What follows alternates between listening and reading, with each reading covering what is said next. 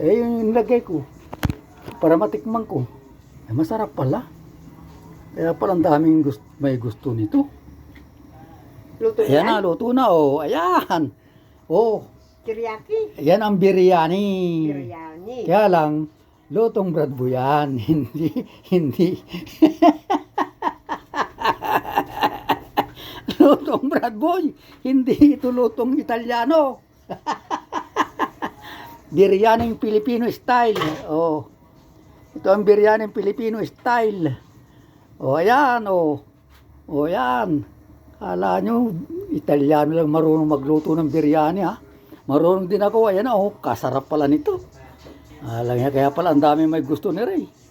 Kaya lang, medyo maanghang ng kaunti talaga. Ay, kasarap, ah.